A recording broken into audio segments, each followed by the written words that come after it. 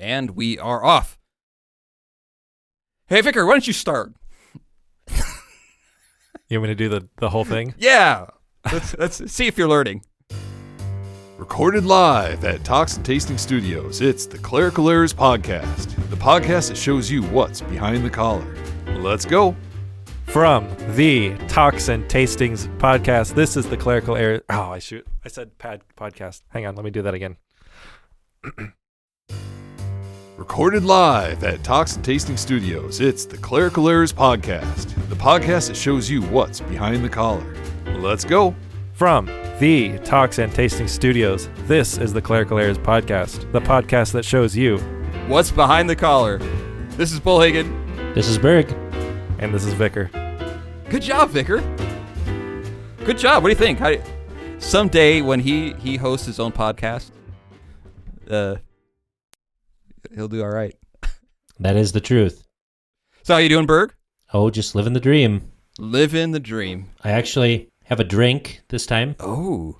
So a Pauliner Oktoberfest because it is that time of year. It is that time of year. Now, what temperature is it? Because a true Oktoberfest beer should be a little warmer, shouldn't it? You know, I don't know. I threw this in the refrigerator, so.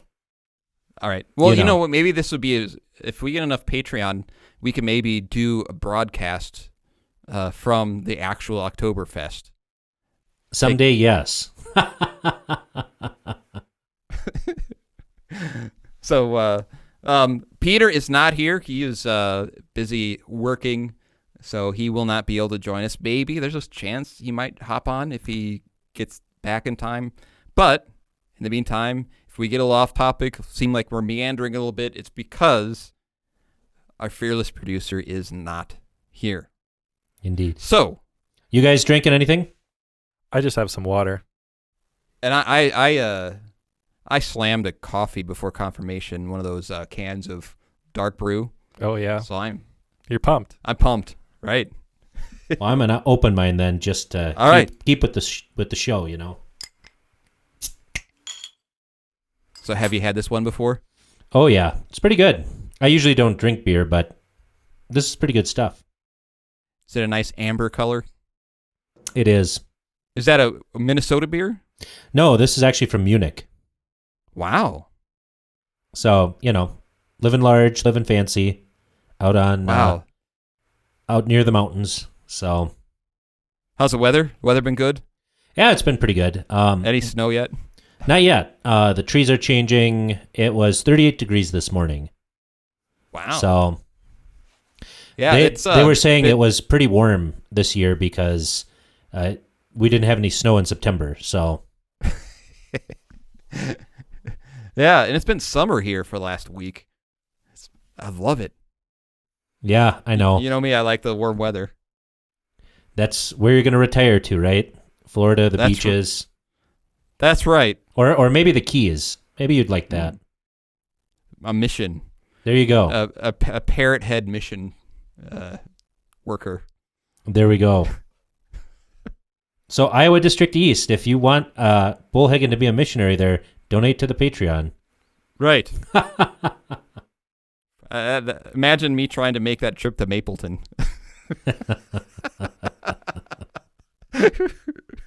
Here's the plan. Oh, someone's laughing really hard at that. Someone's listening, laughing really hard at that joke. There's probably like 5 people laughing hysterically at that joke. But for you 5, we do it for you. That's right.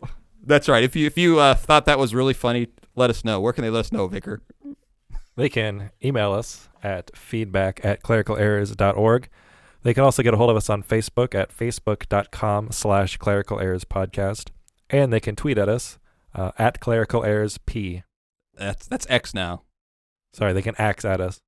That's right. All right. So, Vicar, what am I preaching on? You are preaching on the Holy Gospel according to St. Matthew, the 22nd chapter. You want me to read it? Yeah, read it. All right.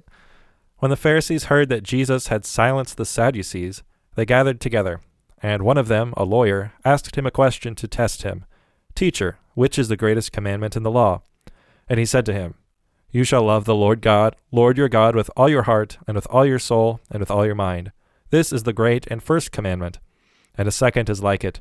You shall love your neighbor as yourself. On these 2 commandments depend all the law and the prophets. Now while the Pharisees were gathered together, Jesus asked them a question, saying, What do you think about the Christ? Whose son is he? They said to him, The son of David. He said to them, How is it then that David in the Spirit calls him Lord, saying, The Lord said to my Lord, Sit at my right hand, until I put your enemies under your feet. If then David calls him Lord, how is he his son? And no one was able to answer him a word, nor from that day did anyone dare to ask him any more questions. All right. We're getting into the kind of the nitty-gritty here, right? Jesus is getting a little more frustrated with everyone. Well, he's got a lot on his mind. Right.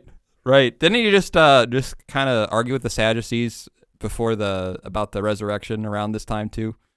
Yeah, he and did. So here first of all he mentions all the law and prophets hang on those 2 commandments. You know what's interesting about those commandments, Vicar, is the fact that you can't really fulfill those. Those can't be fulfilled without the gospel. Right.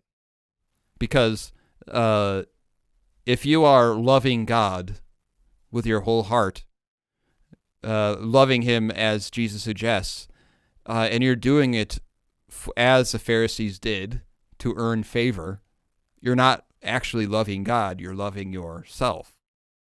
And if you're loving your neighbor simply for the fact of so that you get some great reward, you're not loving your neighbor for themselves or for the sake of love.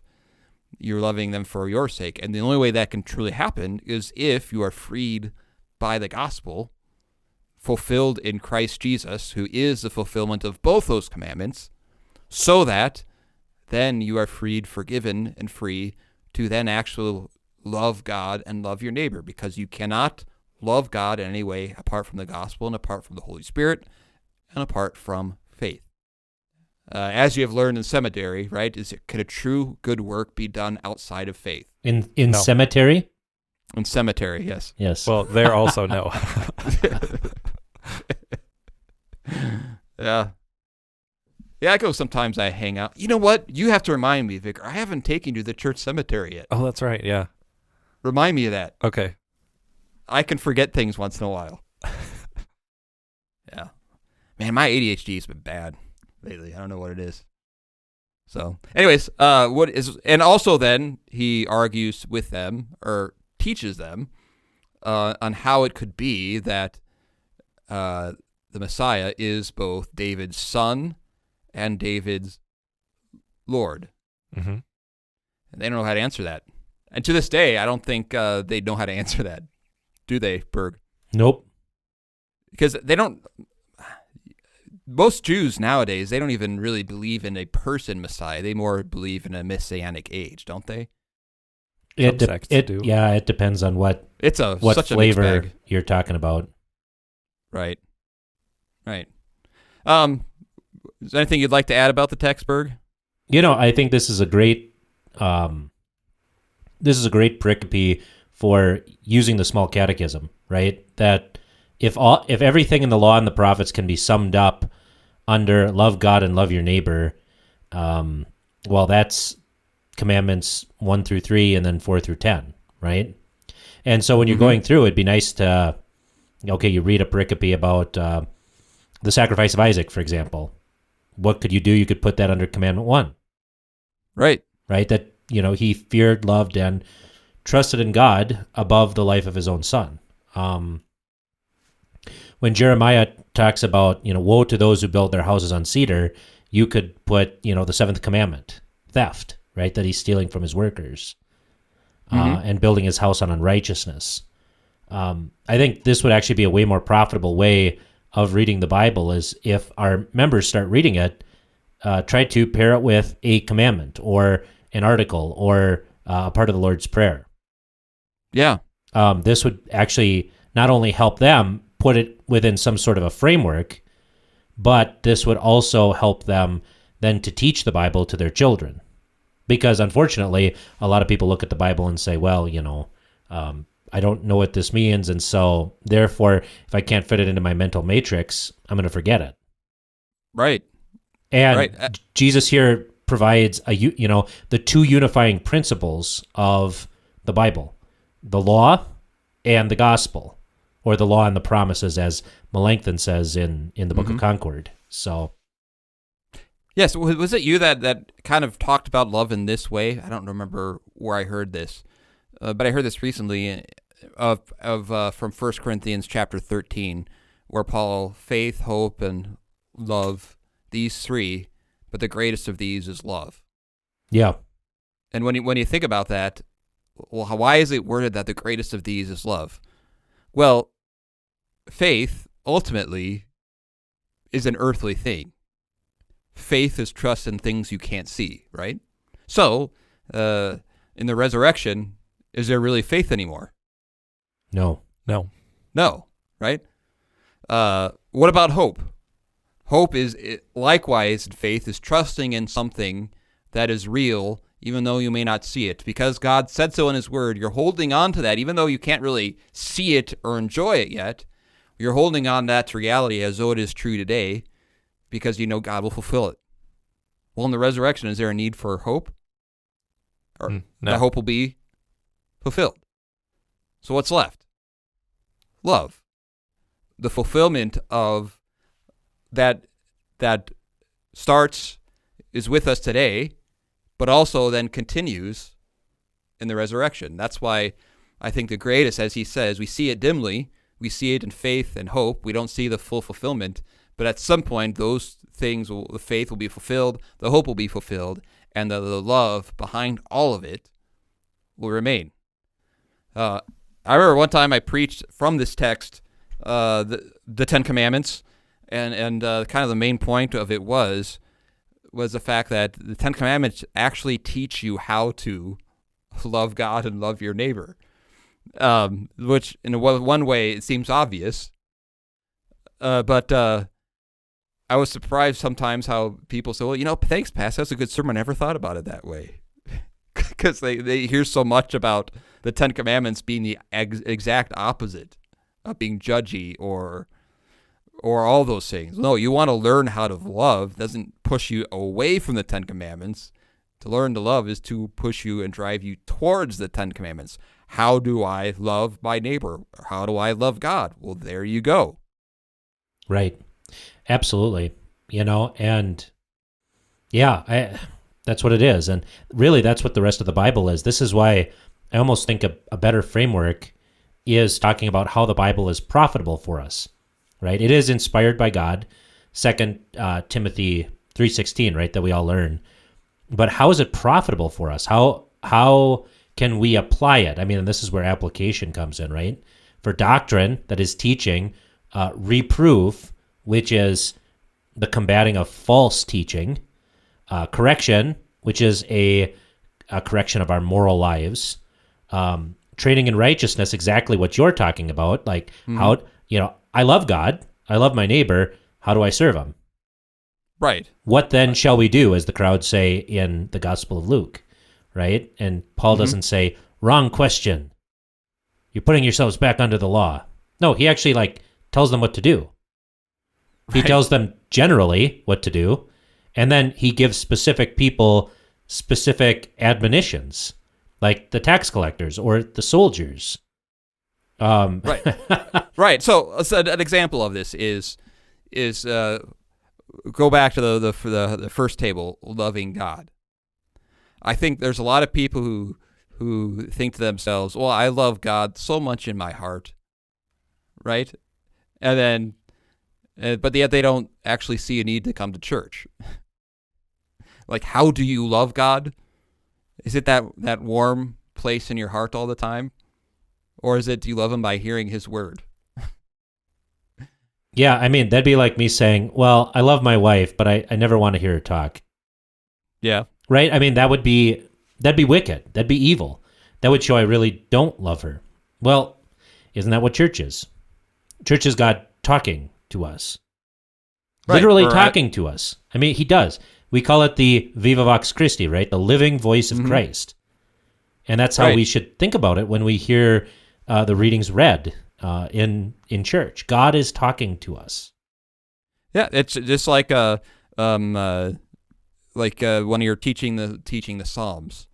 You know, the people I say, when I pray, I wish God would talk back to me. You know, which he does every time you pray a psalm. Absolutely. Where you're actually using his words to talk to him. Right. And then he responds. Right. Or the Lord's Prayer. Yeah, exactly. You know, it also happens to be God's word. So there you go. You know, as you pray, give us this day our daily bread. And well, what and does God say? I think going back to the first commandment too, this, you know, one of the things that this talks about, that the Book of Concord also talks about, is what is original sin? Original sin is a lack of fear, love, and trust in God and concupiscence, right? It's actually ignorance, right? If you don't want to learn anything about God, if you think that your catechism training was enough, there seems to be a disconnect there between what you're thinking and the first commandment. Because if you love God, you want to know about the stuff you love, right? Mm-hmm. People who love football are looking up stats and memorizing players and doing all that stuff all the time, right? Right. So if we love God, I don't know, shouldn't we memorize the players in the Bible? Maybe we should memorize the 6 days of creation, like people memorize stats, or the 10 plagues, or Bible verses, or hymns, or I don't know, maybe some of that kind of stuff. Well, I don't know if it's as fun as the whole Travis Kelce, Taylor Swift thing. Okay, so we're gonna go there now. Yes, we have to talk about Travis Kelce and Taylor Swift just enough so that we can put it in the title. Right? Oh, man. Is that a devious plan? So it what's is. your... Wise as serpents, man. Wise as serpents. That's right. The shrewd manager. You're being commended for your shrewdness. So, Vicar, what are your feelings on this whole Travis Kelce, Taylor Swift? I don't know, man. I didn't even know about it until 3 days ago. I didn't even know who Travis Kelce was until 3 days ago. I really don't know what the big deal is. It's a power couple. It's bringing two worlds together. The Swifties and the NFLers. This will bring about peace in our time. It's like the one thing that has brought our country together. And you don't know anything about it. Forgive me, Father, for I have sinned.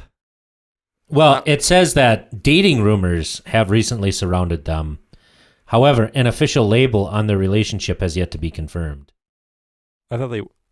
Oh. I guess this is from a day ago, so... Oh. Well, I mean, she was at a football game sitting next to his mother. I mean, that's almost like someone coming to church and sitting next to your mom. Assuming that's, the NFL is your church. Which, well, for some people it is. For some people, it sure is. I mean, yeah. Or if Taylor Swift is your religion. Which? I mean, she is a pretty good prophetess. Yeah? There's a liturgy involved. There is a liturgy involved. There's a lot of up, down, side to side, dancing in there as well. Just not before the Lord. Yeah. What's your favorite song, Vicar? Do you know more about Taylor Swift? Did you when you were studying music in university? How many times did you study her music? Well, I didn't study it in university. I was in a band and we played some Taylor Swift stuff. So to an extent, I did have to study some of her music. But you're like a priest in this cult. Initiate us. Yes. So what songs did you play? See, we are the vicars here. Right. More like this is the thing. Right. You got to talk about it enough so we can put it in our show title. What songs did you play? Oh, you'll have to give me a second because I'll have to look them up. I don't remember the titles at all. Were they complicated? You play on the bass or the guitar? They're not complicated at all. Okay. One was peak country Taylor Swift. So it was like a simple 4-chord, 1-4-6-5 kind of thing. the entire time. And then the other one was the name of it's like right on the tip of my tongue and I cannot think of it. What is it called? I'll Write Your Name or something like that. Do you know what I'm talking about? Maybe not. No. But it's a very like simple melodically and very simple harmonically, and so I had to add like a lot to actually make it sound interesting live. Otherwise, it was literally just a drum and a bass and vocals. Well, see, we're the experts. So, all right, we need to get to keep it moving. Peter's not here to shame us. So, let's finish. We have to finish your top 3, right? And then if we have time, I have after that, I have my top 12 power couples of the Bible to show that this concept is not a new thing. Even though it's not official yet. We all know. So, inspired by. Yes, it's official enough for them to play like every Taylor Swift commercial known to man between timeouts. So, everybody knows what's going on. All right. So, Peter, play the intro. Enough nonsense. It's time for Bullhagen's Top 12. So, Berg, remind us, my memory that I cannot remember the title of your top 12 list that you're finishing. I understand because a lot of people don't. They were at the 3. Yeah, the top 3 quotes from Martin Luther's Invocavit sermon on patient teaching and waiting. All right, which is great because we have made the listener patiently listen and learn for 3 weeks now. Yeah, I mean, if they don't like it, I don't know what to tell you, but I think this is just great. Shake it off. So, shake it off. Yep, just shake it off. Just shake it off. Number 3. There are some who can run, others must walk, still others can hardly creep. 1 Corinthians 8, 7 through 13. Therefore, we must not look upon our own, but upon our brother's powers, so that he who is weak in faith and attempts to follow the strong may not be destroyed of the devil. Therefore, dear brethren, follow me. I have never been a destroyer, and I was also the very first whom God called to this work. I cannot run away, but will remain as long as God allows. So the reference here for 1 Corinthians chapter 8, verses 7 through 13 is this.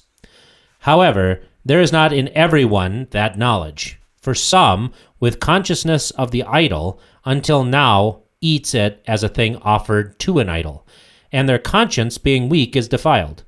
But food does not commend us to God, for neither if we eat are we the better, nor if we do not eat are we the worse. But beware, lest somehow this liberty of yours becomes a stumbling block to those who are weak. For if anyone sees you who has knowledge eating in an idol's temple, will not the conscience of him who is weak be emboldened to eat those things offered to idols? And because of your knowledge shall the weak brother perish, for whom Christ died? But when you thus sin against the brethren, and wound their weak conscience, you sin against Christ. Therefore, if food makes my brother stumble, I will never again eat meat, lest I make my brother stumble. Now, of course, we brought this up when we were talking about the whole Bud Light boycott and all of that kind of good stuff. So I don't want to run over old ground too much here, but the point that Luther here is making is some people are just not ready yet. They have not come to a full understanding of Christian freedom.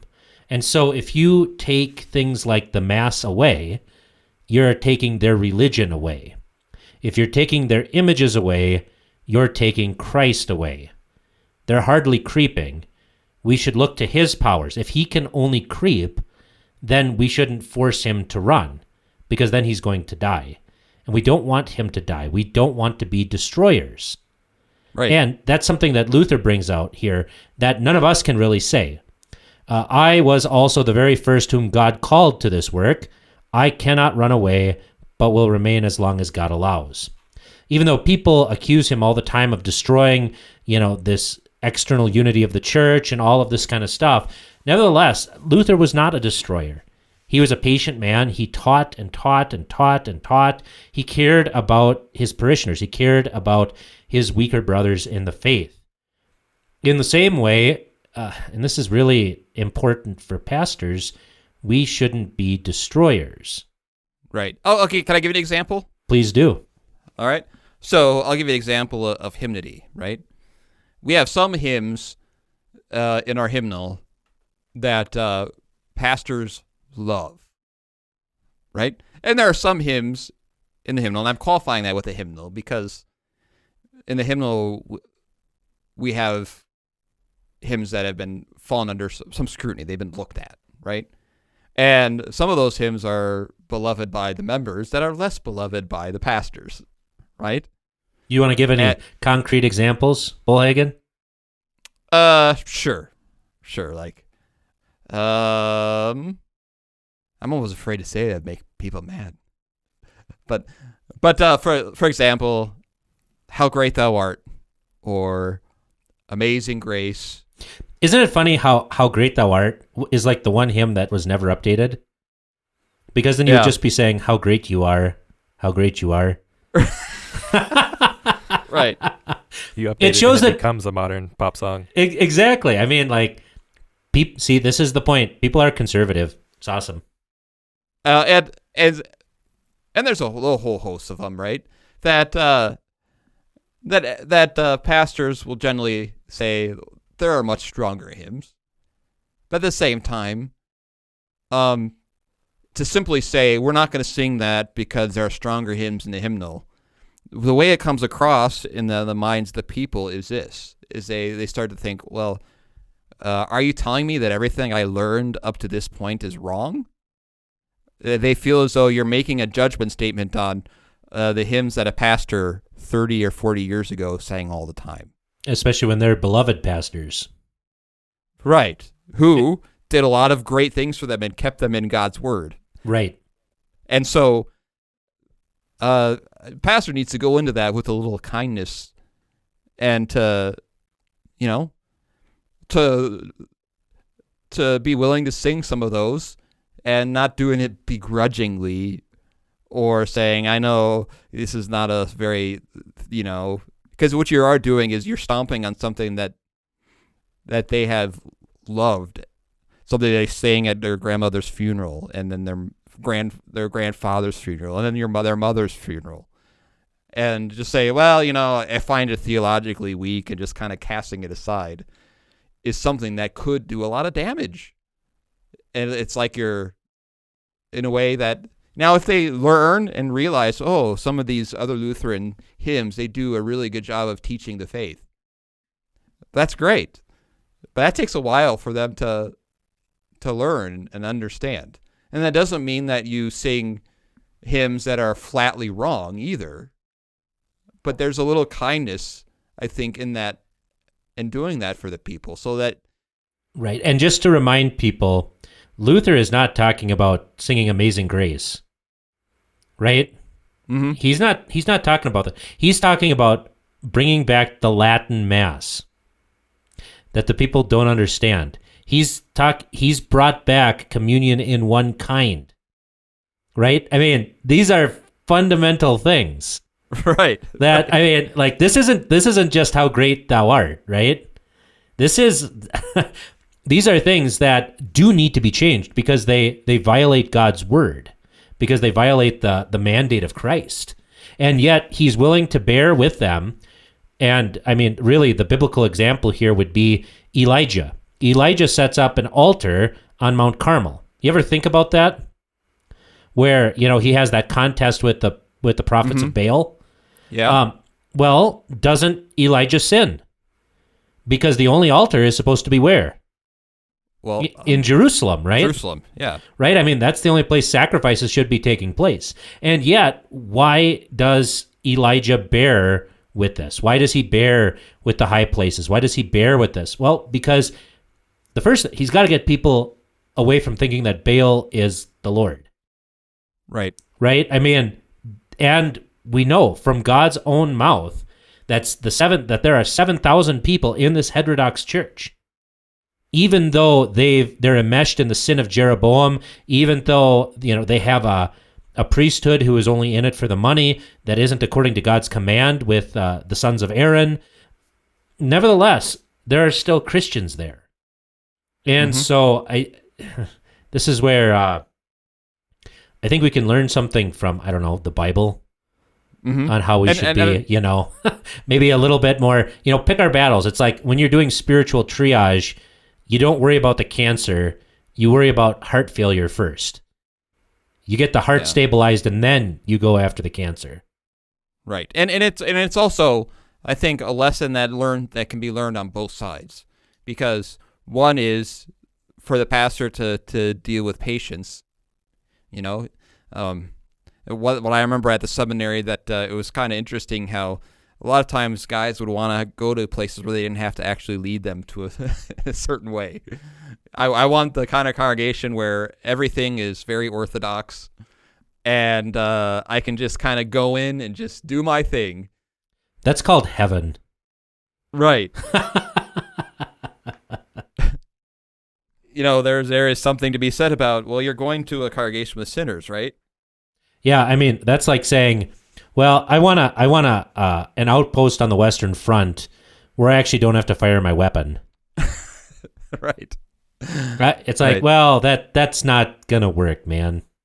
But there is another side of this, too, is in the same way, the person in the pew also should have patience in realizing that the pastor is there to lead, and to realize if he does start teaching you things that maybe are new to you, even though they probably are not new to Lutheranism, is the fact that he's doing out of love and concern, and not, to bring all this dishonor to the things that you've loved or cherished. I think they both kind of go hand in hand in creating a healthy environment for a congregation. Yeah, I guess my big thing is don't be old spiritually. Don't be like old leather. That, young leather, new leather is very supple, right? You can move it. It's very, supple and tough. But when leather dries out, when it becomes hardened, it shatters, right? Mm-hmm. Yeah, well, that's which is why in my Lexus you kind of sit and pivot, and you don't slide. Yeah. Exactly, right? So the thing is the human heart can be the same way, and we should always pray and try to be spiritually young, even if we are physically old. Right. Because otherwise we do shatter. And the thing is we always go back to the age that we grew up in, and the temptation is for most people to stop at a certain point in life. So, there are a lot of people, older people, who almost think this is like the 1950s, right? Or the 1980s. Yeah. And it's like, this is not what's going on in the world. You're not actually processing this anymore. You're living in a world that no longer exists. And so we want to be tender. We want to be open to these things, because if we're not open to them, if we're not open to the reviving and the, isn't that what it says in the scriptures, that that even the young men faint and fall, but the Lord renews their strength. Well, he does the same thing for old people. If you think you're too old to learn, you're just lazy. Yeah. I had this conversation with my confirmation kids tonight, my catechism kids, because we were going through some of the questions and answers in the explanation. And I asked them, well, why do you think it's important that as it answers a question, it gives you scripture references in the explanation? Mm-hmm. Because the Word of God is what leads us and guides us, and that is a final word. We're not here to make up our own ideas, but God's Word is what informs us. And you will learn things in here of what the Bible says that you probably will be uncomfortable with. And that's because God's Word actually, His will and His Word is different than our own. And that's why we are here, to be changed. You listen to a sermon to change how you think about things, to change how you view sin according to God's Word, so that you can reflect on that and repent of your sins. Because, that's the other side of it, right, is we need to keep swimming. It's like your favorite Disney movie, right? Is it Pixar or Disney? Finding Nemo. right? Isn't that what that fish says? Just keep swimming. Well, that was popular when Vicar was like 5. So Yeah. Well, the thing is that Doug Wilson makes this point is you can be swimming upstream, but if you're not swimming vigorously or fast enough, you stay in the same place because that water is always running. It's the same way with the culture and everything else. It's like if we are not moving forward, and this is not a critique of Luther or anybody else, but this is really just the reality of it. We can't be held in tyranny by congregations that don't want to change because that's not being weak. That's being tyrannical. right, and this aspect too is yes, Lutherans, Vicar, can pray for the Holy Spirit, right? I'm Yes. sure that often do they teach that in the seminary, Uh, praying to and for the Holy Spirit. I think I've only heard that exactly once. Okay, why? Because the Holy Spirit works through the Word, and that's what actually changes us. Exactly. Right? Yeah.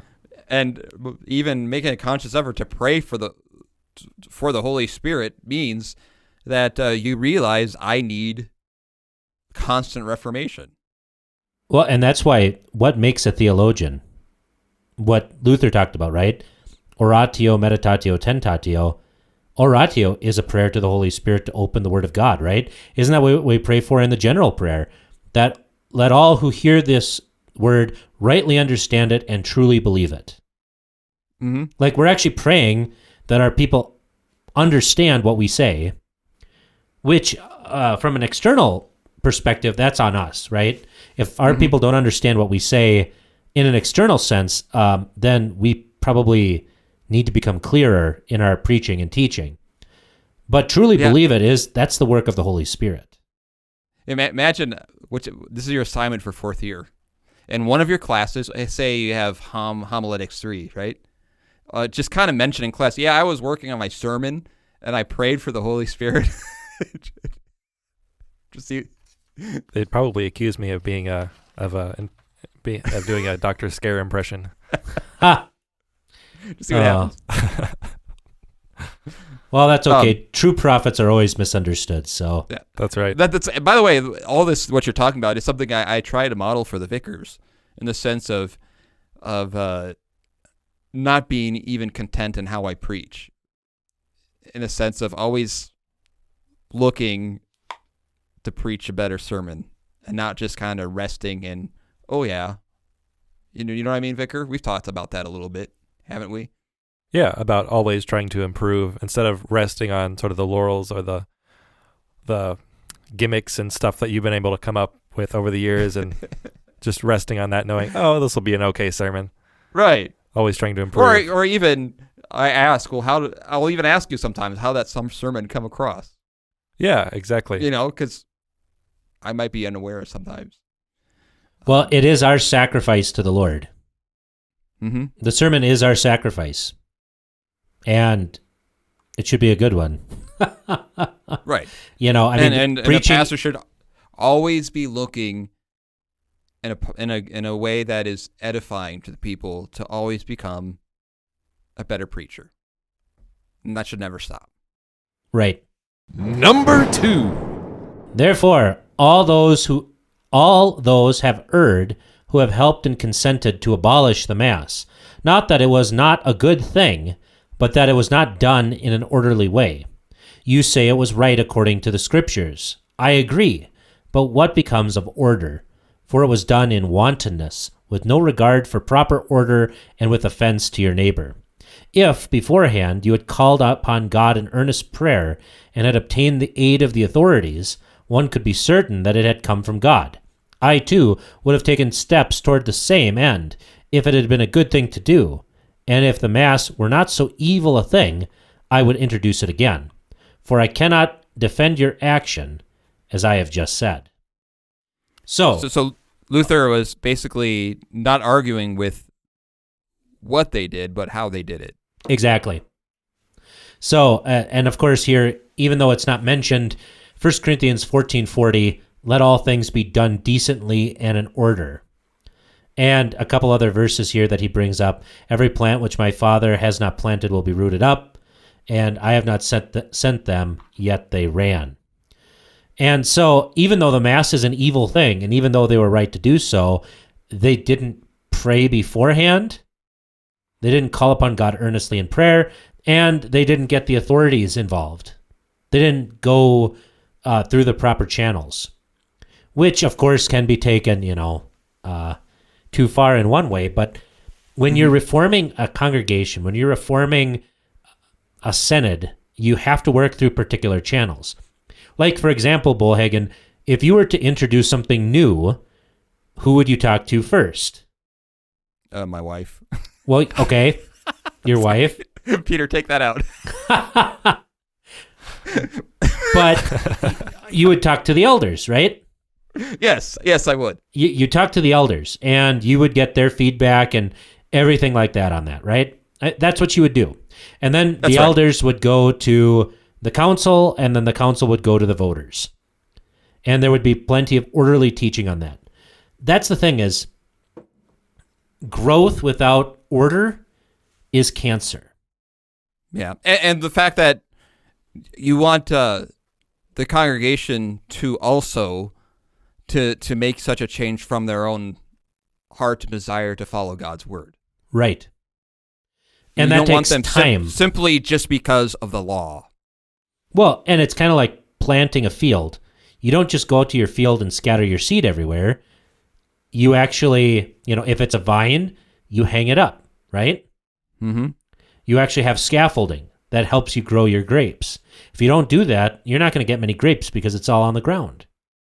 In the same way, fields are orderly, and that's a good thing. You can plant a lot more crops that way.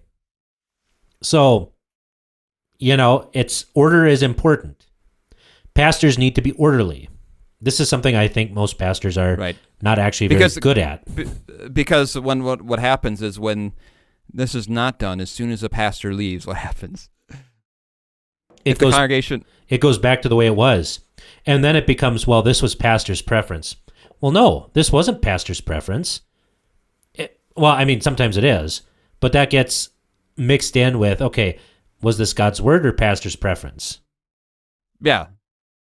Yeah, but like I said, it takes patience by the pastor, but also patience on the people. Have trust in that. It works hand in hand. Well, and every pastor should have a plan. Like, this is how we're going to teach things. This is how we're going to orderly present what God has taught, right? The whole counsel of God, as Paul talks about. Mm-hmm.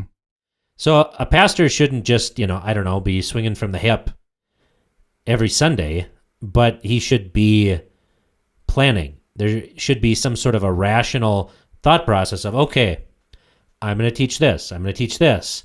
This is a problem in my congregation. I'm going to teach this. Mm-hmm. So, yeah. Vicar, you've been quiet. What are some thoughts that you've had? Because this is all stuff you've probably really been thinking about because in 2 years you'll be doing this. Yeah. One thing that I have been thinking about a lot recently is having order in how we teach things that we know you're going to have to teach, things like Bible study, catechism, things like that. I know from my own experience and also from friends' experience that oftentimes we go through like catechesis as young people, and it's not ordered at all. It's sort of haywire all over the place, and you don't get what you need. And so, yeah, order has been something that I've been thinking about a lot recently. Yeah, because when you think of going to your call, these are the things that you kind of worry about the most, isn't it? Like, that you'll be able to preach sermons. You'll know that you'll be able to teach Bible studies. Mm-hmm. It's some of the other things that you probably worry about the most, the sticking points.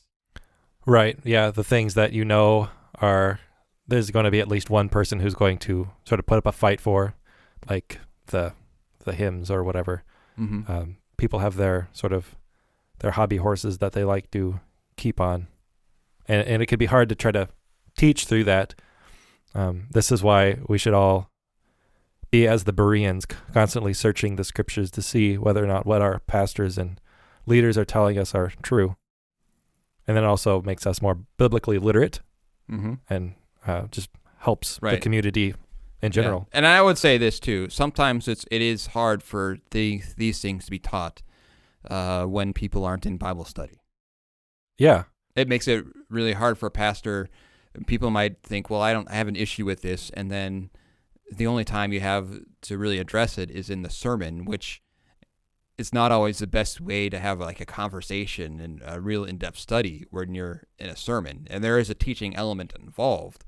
However, when it comes to answering questions and having a dialogue and answering things with Scripture and kind of showing why these things are the way they are, or why we can move in a certain direction, that becomes hard if you just have a sermon and people aren't coming to Bible study. See, I think we need to get more. We actually need to do that in our sermons. We just have to, because you're right. We're never going to change people simply by, the 15 or 20% that come to Bible class. And so that means we actually have to have a dialogue in our sermon and bring that out, because otherwise, things aren't going to change and people won't understand. And because that's exactly what Luther is doing here, right? Right. Yeah, he's doing that in his sermon. Yeah. And that dude preached every day, So in a couple of weeks, maybe we'll tackle images. Hey. Which we should do that for we should do that for one of the Halloween episodes, because I have some good stuff to go along with that. Ooh. And number 1. For here we battle not against pope or bishop, but against the devil. Ephesians 6:12. And do you imagine he is asleep? Ephesians 6:12. For we do not wrestle against flesh and blood, but against principalities, against powers, against the rulers of the darkness of this age, against spiritual hosts of wickedness in heavenly places. So, this is, once again, the people who are ignorant or weak, they're not the enemy. Yeah. They're not the enemy. Even Karlstadt here is not the enemy. Pope and bishop are ultimately not 100% the enemy. What lies behind this? It's the devil. Yeah. That's so rampant is for people to think that way. For pastors, for example, to place people, this guy's an alligator, or this one is or the fact that we don't necessarily, we think the enemy is someone else rather than the devil on things like that aren't really that important. Now that person might be a tool of the devil. Right. But he's not the devil. Because, this is interesting. Luther says that the Pope is the Antichrist, right? The papacy is the Antichrist. And yet, here he is saying, for here we battle not against Pope or Bishop, but against the devil. And I think that's an important thing to realize, that everything we do is spiritual warfare, and the only way to fight this is not by passing bylaws or Senate conventions or anything like that. The way we battle this is with the Word of God. Right. And then it's right in line with Luther's question and answers, right? Right. See if you have a beating heart. Touch yourself, see if you have flesh. And consider how the devil does not rest day and night. The world doesn't rest. Your own sinful flesh. If you are alive, if your heart is beating, you have sinful flesh, and the devil does not rest. So you're diligent, but you realize who ultimately is the enemy in all of this.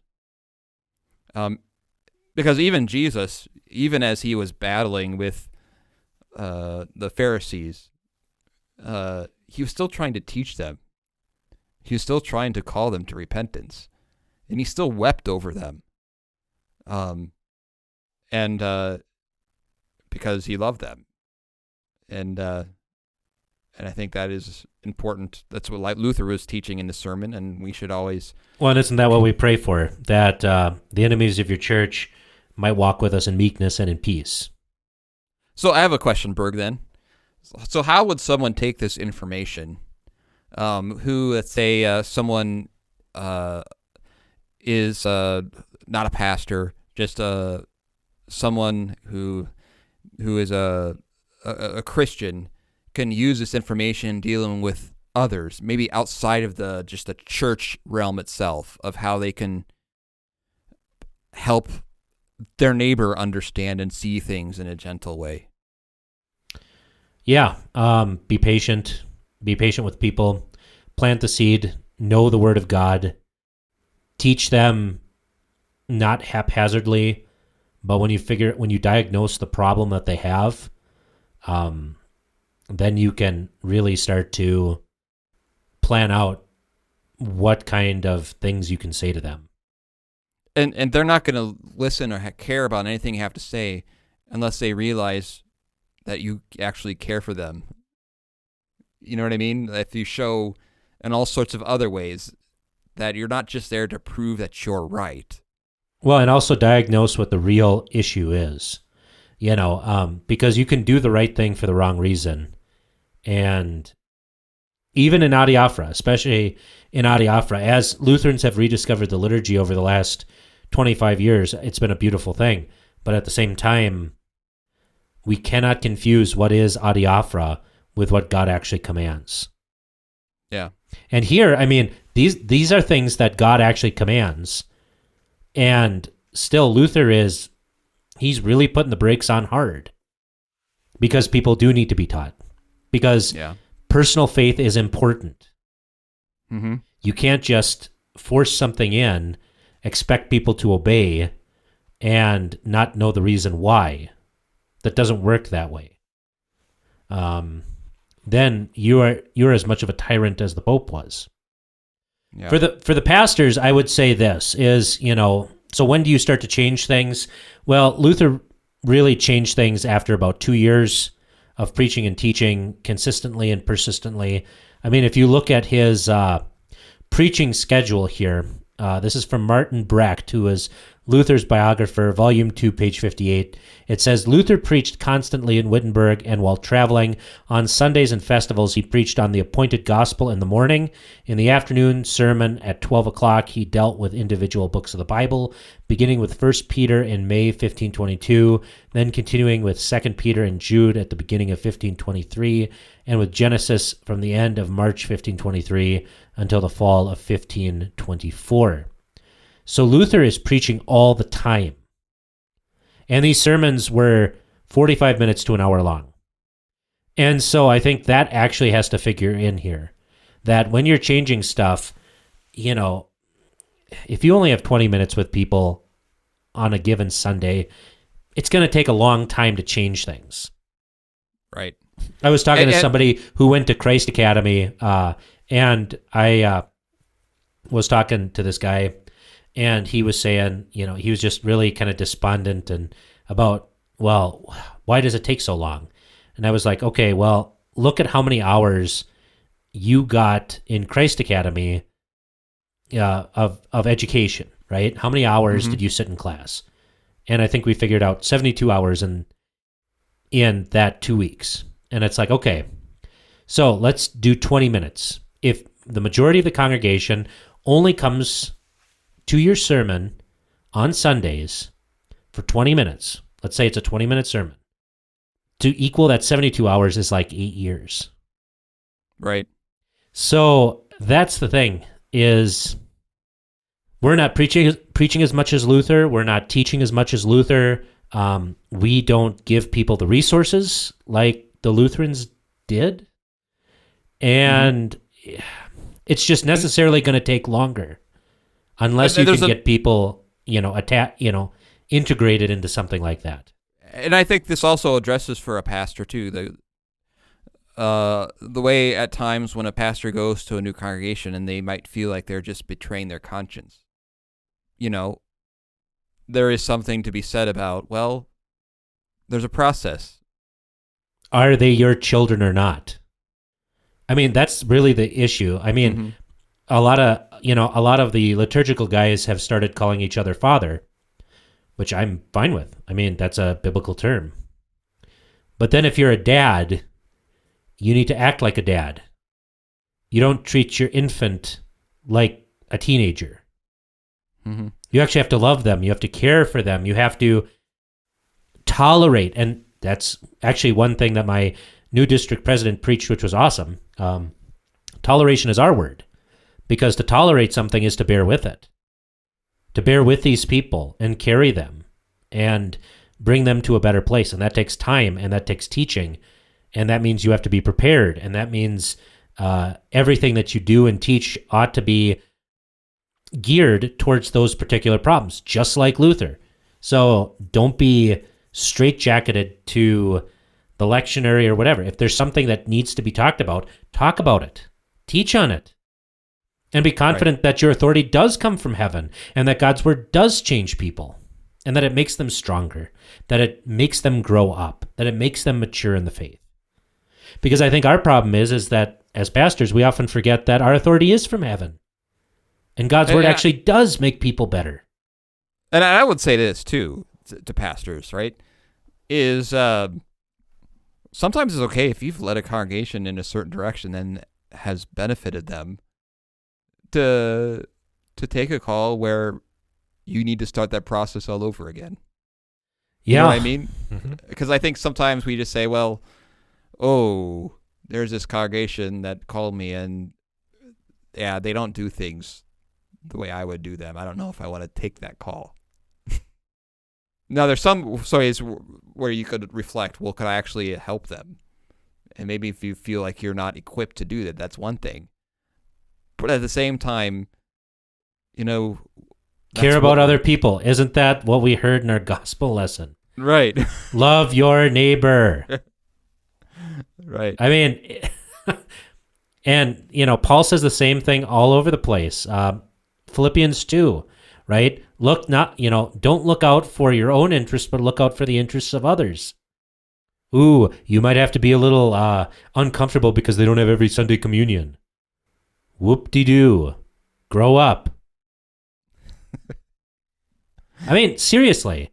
Right. Stop being so selfish. The law of God commands that we actually care about our neighbor. I mean, and, you know, I don't know. This is a trend that I see a lot, especially people who have gone to higher things and that sort of thing. You know, they basically flat out told me they wouldn't come to my congregation either here or in Iowa because we didn't have every Sunday communion. Straight out told me. That's not cool. So you would not go to a congregation that has great liturgy, great hymns, great preaching, and I'm not patting myself on the back there, but, you know. Biblical preaching, you know, faithful preaching. Right. Because we don't have every Sunday communion. I don't know. That's bothered me for a lot of years. So, you know, is every Sunday communion great? Absolutely. Mm-hmm. Should we want the forgiveness of sins every Sunday in as many ways as we can get it? Absolutely. But do we want the Lord's Supper to become a law? No. No. Do we want people to treat it simply as a routine? No. Do we want people to put the Lord's Supper above preaching? Well, no. I hope not. Because unlike some Fort Wayne professors, the sermon is not just simply setting the table for the Lord's Supper. Yeah, Vicar knows what I'm talking about. I would add to this discussion as well the fact that those who are in the congregation, that they have lots of opportunities to be a blessing in those situations. One, of supporting the pastor. Two, dealing with kindness with the others. You know, there's something to be said about helping each other and not just pitting pastor against the people. Right. Some people in the congregation working together and talking about it in a healthy way, that they can bring about a lot of guiding and helping the weaker as well and all of that. Or another issue, you know, schools. I mean, there's so many pastors that don't want to go to parochial schools. It's like, come on. You want to homeschool your kids? Well, great. That's awesome. I'm glad you can give your kids this great education, but don't you want to help others? To be trite, be the change you want to see. if you want a good parochial school system, and it's amazing how many of these, homeschoolers are supporting Luther Classical College, which is just an advanced form of parochial school. Right? I mean, That's what it is. That's what it is. So it's like, how about you buck up, you maybe deal with the deficiencies of these schools, and I don't know, you look out for the interests of other people? I don't know. Maybe that's something that Jesus said and the Apostle Paul. But, what do I know? So Berg, how do you really feel? So, well, that's why these Invocavit sermons are so good. They're so good and they're so timely, because this is what it is. It's being down in the trenches. It's bearing with people. It's teaching and teaching and teaching and not giving up, not giving into indifferentism, but loving people, doing your job. Right, and doing it out of care for them. When you get to a congregation, they are a product of what they've heard in the past. Exactly. So, and I've never been in a congregation that has completely rejected Christ. So, I mean, obviously God did things, even if it's incredibly deficient. So, I don't know. Maybe thank God for what came before and work with it. And right, these things aren't getting better. No, it's like, you know what? We might have to take a football field back, going with the World War I, analogy. It's like, maybe we have to take back this 100 yards of no man's land. Maybe that's what that is. Maybe that's our job. Maybe it's, preparing for the onslaught. Who knows? I don't know why we are where we're at and what we're doing. God knows. He put us there, gave us our marching orders. So how about we, I don't know, just do it? Right. And care about the people who are under our command. Right? So, I don't know. Before, I think we should move on because Peter would probably say so. I'm trying to channel my inner Peter. So we had a question real quick. Do you have time to answer this one, Berg? Always. All right. Because, it's getting, I have to kind of be out by 7. So pretty soon. Is that when you turn back into a pumpkin? No, I got to get to the wellness center before I got to get to the Freak Factory because they close at 8. All right. We better hurry then. Right. So this is a question for Berg, actually. Oh, boy. It says, Reverend Berg, I really enjoy your Soapbox Shibboleth podcast. My Wells Church uses the 3-year lectionary, and it's nice to hear 2 perspectives on that same text. I had a question on your Pentecost 16th sermon where you were talking about Christian freedom and encouraging but not forcing, good practice like serving the Lord's Supper from the altar and the use of the common cup. I may be reading too much into the way you phrased it, but it seemed like you were going to encourage breaking a common loaf of bread as opposed to using individual hosts.